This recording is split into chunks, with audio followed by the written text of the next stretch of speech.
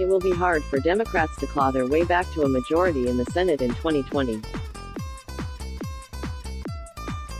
Not only must they flip 4 currently Republican-held seats, or 3, if they also win the vice presidency, greater than 1, but they must also prevent Republicans from picking up any seats of their own.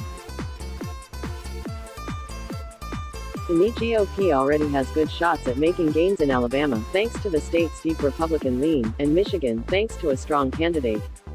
Republicans' next best pickup opportunity, at least according to 538's partisan lean metric, which measures how much more Democratic or Republican-leaning a place is than the country as a whole, calculated as the average difference between how a state votes and how the country votes overall, with 2016 presidential election results weighted at 50%, 2012 presidential election results weighted at 25%, and results from elections for the state legislature weighted at 25%.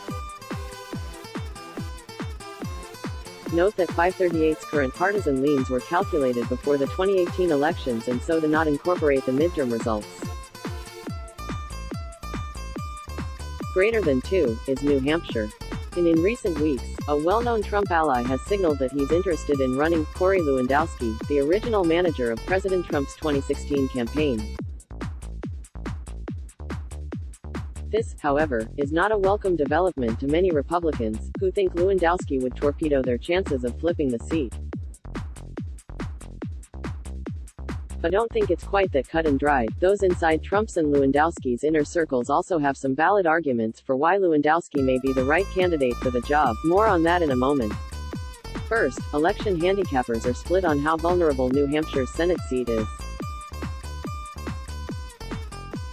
The Cook Political Report rates the race as solid Democratic. Inside Elections thinks the race is a bit more competitive, rating it as likely Democratic, and Savato's Crystal Ball puts it one step away from a toss-up at leans Democratic. But the one thing they do agree on is that Democratic Sen. Jeanne Shaheen is currently favored.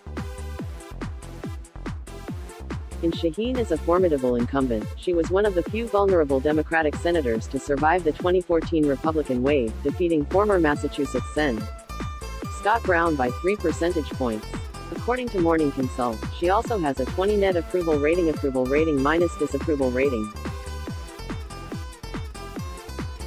Greater than 3 despite residing in a slightly Republican-leaning state, according to 538's partisan lean metric. That gives her one of the nation's best popularity above replacement senator scores, a measure of senators' cross-party appeal. As a result, I would expect her to run ahead of the Democratic presidential nominee in New Hampshire when both are on the ballot in 2020. In other words, I'd only expect her to be in danger if it looks like Trump will carry New Hampshire by a comfortable margin. 3 Republicans are already running against Shaheen, including retired Brigadier General Don Bolduc and former State House Speaker Bill O'Brien. But if Lewandowski runs, he could brush them aside easily in a Republican primary. Although he was fired as Trump's campaign manager, Lewandowski is still close to the president. During a visit to New Hampshire this month, Trump told an interviewer, "Corey's an outstanding guy. He ran and won, he would be a great senator." And if Lewandowski receives Trump's formal endorsement, he would be a near lock for the nomination. When we analyzed Republican primaries in 2018, we found that candidates whom Trump endorsed won nearly all of their races. In fact, his endorsement was more correlated with primary victory than any other factor we examined. But the general election might be a different story. Many Republicans, including Gov. Chris Sununu, worry that Lewandowski's candidacy would go down like a lead balloon with the general electorate. Sununu is up for re-election in 2020 and is reportedly concerned that Lewandowski would drag down Republicans in other races. Concern is not necessarily misplaced. Lewandowski does have plenty of flaws as a candidate. The Democratic PAC American Bridge has called him an opposition researcher's dream candidate. And according to the Washington Post, New Hampshire Democrats have already prepared a 25-page report on Lewandowski's past career as a lobbyist. In 2016, Lewandowski was also charged with battery after forcefully grabbing a reporter who was trying to ask Trump a question. The charges were dropped, but video of the encounter may continue to haunt him.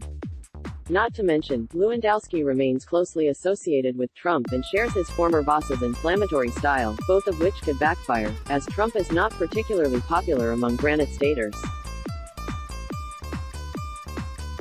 Morning Consult gives Trump a -17 net approval rating in New Hampshire despite its light red hue. On the other hand, one can make a case for Lewandowski's electability as well.